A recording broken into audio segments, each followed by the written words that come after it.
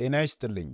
ዛሬ ከአእምሮ ውጥረትና ከእንቅልፍ ማጣት ጀምሮ ሰውነታችንን ከተለያዩ የጤና እክሎች በተፈጥሯዊ መንገድ የሚጠብቅ አንድ ድንቅ የእጽዋት ሻይ ይዤላችሁ ቀርቤያለሁ። በዓለማችን ላይ በየቀኑ በሚሊዮን የሚቆጠሩ ሰዎች ከስራ ጫና በኋላ አእምሯቸውን ለማዝናናትና ሰላማዊ እንቅልፍ ለማግኘት የሚመርጡት ቀዳሚ መጠጥ አለ። እሱም የካሞሚል ሻይ ነው። ብዙዎቻችን ይህንን መጠጥ ዝም ብሎ ለፈገግታ ወይንም ለጣዕም ብቻ የሚወሰድ ሻይ አድርገን ልናስበው እንችላለን። ነገር ግን ዘመናዊው የሕክምና ሳይንስ በዚህ ውብ አበባ ውስጥ እጅግ አስደናቂ እናም ኃይለኛ የሆኑ የመፈወስ አቅሞች እንዳሉ አረጋግጧል። በውስጡ የያዘው ልዩ የተፈጥሮ ውህድ በሰውነታችን ላይ ምን አይነት አስደናቂ ተአምርን መፍጠር እንደሚችልና ሳይንሳዊ ጥቅሞቹን በዚህ ቪዲዮ ውስጥ በዝርዝር እንመለከታለን። ስለሆነም እስከ ቪዲዮ መጨረሻ ድረስ አብራችሁን ቆዩ። መልካም ቆይታ ይሆንላችሁ። ወደ ጥቅሞቹ ከመሸጋገራችን በፊት ስለ ካሞሚል ተክል የተወሰነ መረጃ መያዙ ጠቃሚ ነው። ካሞሚል በሳይንሳዊ ስሙ ማትሪካሪያ ካሞሚላ የሚባል ሲሆን ነጭ ቅጠልና መካከሉ ላይ ቢጫ እምብርት ያለው ውብ አበባ ነው። ይህ ተክል መነሻው ከአውሮፓ፣ ከሰሜን አፍሪካና ከኤዥያ የተወሰኑ ክፍሎች ቢሆንም አሁን ላይ ግን በሀገራችን ጭምር በብዙ ቦታዎች የሚገኝ ተክል ሆኗል። ለሻይ ዝግጅት የሚውለው የተክሉ ቅጠል ሳይሆን ሙሉ በሙሉ የደረቀው ውቡ የአበባው ክፍል ነው። ካሞሚል ለየት ያለ ጣፋጭና እንዲሁም የአፕል መዓዛ ያለው ሲሆን በውስጡ ምንም አይነት ካይፌን የሌለው ተፈጥሯዊ መጠጥ ነው። ይህ አበባ በውስጡ ፍላቮኖይድስ እና ኢንሴንሻል ኦይል በመባል የሚታወቁ እጅግ ንቁ የሆኑ ተፈጥሯዊ ንጥረ ነገሮችን የያዘ በመሆኑ በሕክምናው ዓለም ውስጥ እንደ ተፈጥሯዊ ማረጋጊያና ጸረ ብግነት መድኃኒት ተደርጎ በከፍተኛ ሁኔታ ይገመታል። አሁን ስለ ካሞሚል ሙሉ እውቀትን ካገኘን ዘንድ ጥቅሞቹን አንድ በአንድ እንመልከት። አንደኛ፣ ጥልቅና ሰላማዊ እንቅልፍ ይሰጣል። የካሞሚል ሻይ በዓለም አቀፍ ደረጃ በብዛት የሚታወቅበትና የሚደነቅበት ዋነኛው ጥቅሙ የተፈጥሮ የእንቅልፍ መድኃኒት መሆኑ ነው። ካሞሚል በውስጡ አፒጄኒን የተባለ እጅግ ልዩ የሆነ አንቲኦክሲደንት ይዟል። ይህ ንጥረ ነገር በአንጎላችን ውስጥ ካሉና ጭንቀትን ከሚቀንሱ የተወሰኑ ተቀባይ ህዋሳት ጋር በቀጥታ ይተሳሰራል። ይህም ሂደት የአንጎል ነርቮችን በማዝናናት የጡንቻዎችን መወጠር በመቀነስና አጠቃላይም የሰውነት አካልን ለሰላማዊ እንቅልፍ በማዘጋጀት ረገድ ታምራዊ አቅም አለው። ማታ ከመተኛታችሁ ከ30 ደቂቃ በፊት አንድ ስኒ የካሞሚል ሻይ መጠጣት እንቅልፍን የማጣት ችግር በተፈጥሯዊ መንገድ ይቀርፋል። ሁለተኛ፣ ጭንቀትን፣ ውጥረትንና ድብርትን በከፍተኛ ሁኔታ ይቀንሳል። በዚህ የሥራ ጫናና እንዲሁም የኑሮ መወጣጠር በበዛበት ዘመን አእምሮን ዘና የሚያደርግ ተፈጥሯዊ መፍትሄ ማግኘት ወሳኝ ነው። ካሞሚል በማዕከላዊ የነርቭ ስርዓታችን ላይ የማረጋጋት ባህሪ አለው። በሰውነታችን ውስጥ የውጥረት ሆርሞን በመባል የሚታወቀውን የኮርቲሶል መጠንን ዝቅ ለማድረግ ይረዳል።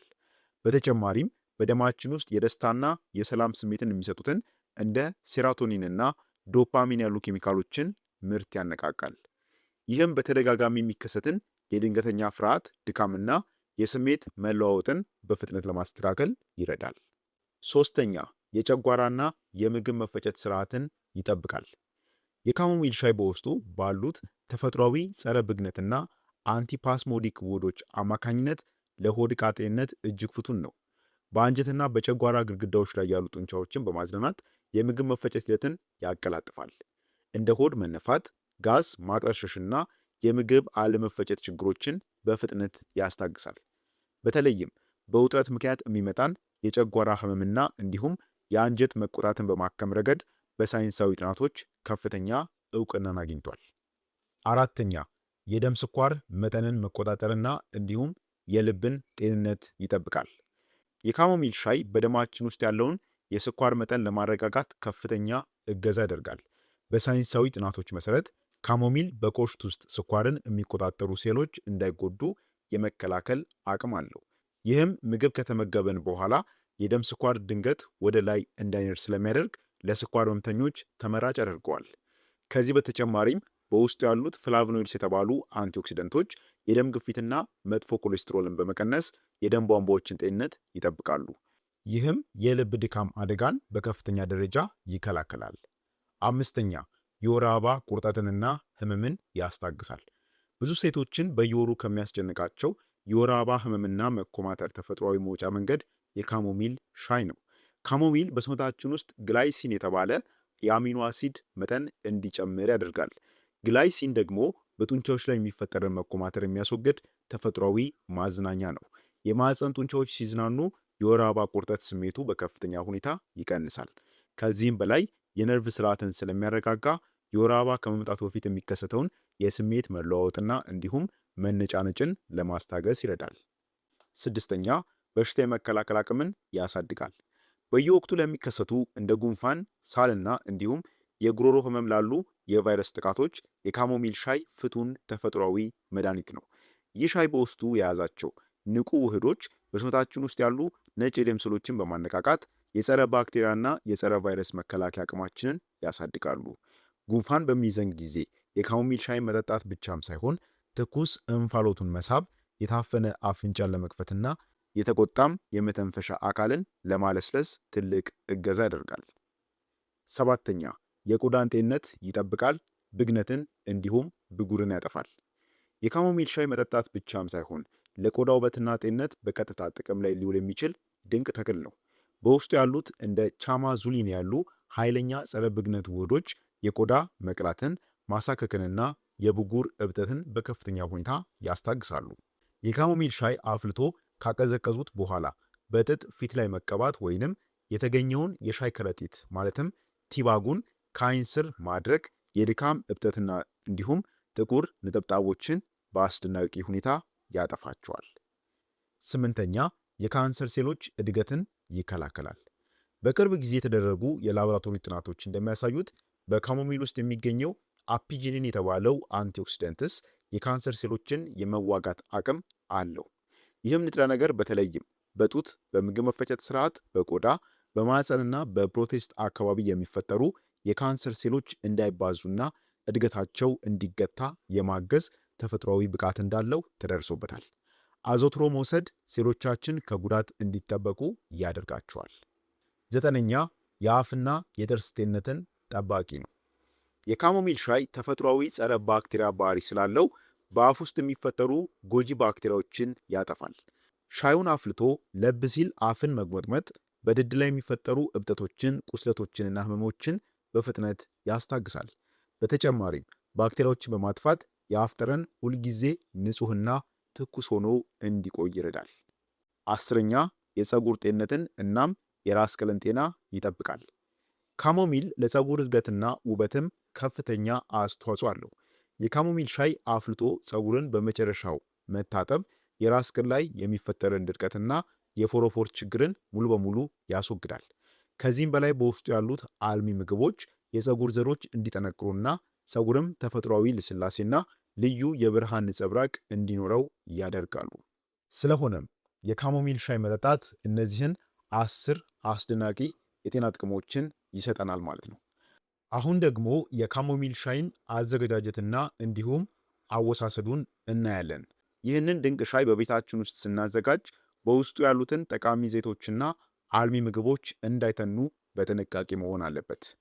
ትክክለኛው አዘገጃጀት እንዴት ነው? አንድ ሻይ ማንኪያ የደረቀ የካሞሚል አበባ ወይንም አንድ ሻይ ከረጢቱን በሲኒ ውስጥ ማድረግ፣ ከዚያም የፈላ ውሃን በላዩ ላይ መቅዳት ነው። ዋናው ቁልፍ ነገር ግን ውሃውን ከቀዱ በኋላ የሲኒውን አፍ ወዲያውኑ በሳህን ወይንም በክዳን መሸፈን አለበት። ይህ የሚሆነው በውስጡ ያሉትና ለጤናችን እጅግ አስፈላጊ የሆኑት ተለዋዋጭ ዘይቶች በእንፋሎት መልክ እንዳይተኑ ለመከላከል ነው። ታዲያም ከ5 እስከ 10 ደቂቃ ከቆየ በኋላ ክዳኑን አንስታችሁ አበባውን በማጣራት ወይንም ከረጢቱን በማውጣት መጠጣት ይቻላል ማለት ነው። ለጣዕም ደግሞ ጥቂት ማር ወይንም የሎሚ ጭማቂን መጨመር ትችላላችሁ። ሌላው የአወሳሰድ መጠንና ጊዜው ነው። ለአንድ አዋቂ ሰው በቀን ከ1 እስከ 3 ሲኒ መጠጣት በቂና ተስማሚ ነው። ለአእምሮ ረፍትና ለሰላማዊ እንቅልፍ የምትፈልጉት ከሆነ ግን ማታ ከመተኛታችሁ ከ30 ደቂቃ እስከ 1 ሰዓት ባለው ጊዜ ውስጥ ብትጠጡት እጅግ ፍቱን ይሆናል ማለት ነው። ሌላው የካሞሚል ሻይን ማን መውሰድ የለበትም የሚለው ማወቅ አለባችሁ። ካሞሚል በአጠቃላይ ለአብዛኛው ሰው በጣም ደህንነቱ የተጠበቀ ቢሆንም የሚከተሉት ሰዎች ግን ጥንቃቄ ሊያደርጉ ይገባል። አንደኛ የአበባ አለርጂ ያለባቸው ሰዎች።